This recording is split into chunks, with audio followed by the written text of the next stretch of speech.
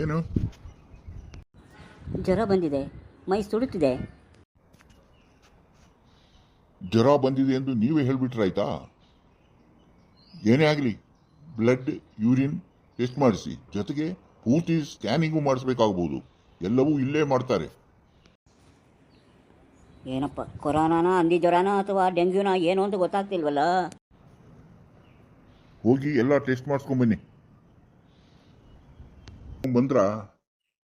ಹೌದು doctor, blood test, urine test, scanning, ECG ಎಲ್ಲ ಮಾಡಿಸ್ಕೊಂಡ್ಬಂದಿದ್ದೀನಿ. ಸರಿ, ಎಲ್ಲ ನೋಡ್ತೇನೆ, ಸರಿಯಾಗಿ ಪರಿಶೀಲಿಸಿ ಹೇಳ್ತೇನೆ. ನೀವು ಆ ಕಡೆ ಟೆಸ್ಟಿಂಗ್ ರೂಮ್ಗೆ ಬನ್ನಿ. ಎಲ್ಲ ಸೂಕ್ಷ್ಮವಾಗಿ ನೋಡಿದೆ, ಆದರೆ ಏನೋ ಒಂದು ಸಂಶಯ ನನಗಿದೆ. ಸೀನಿಯರ್ ಡಾಕ್ಟರ್ಗಳೊಂದಿಗೆ ಡಿಸ್ಕಸ್ ಮಾಡಿದೆ. ಅಯ್ಯಯ್ಯೋ, ಏನೋ ಭಯಂಕರ ರೋಗವಾಗಿರ್ಬೋದು.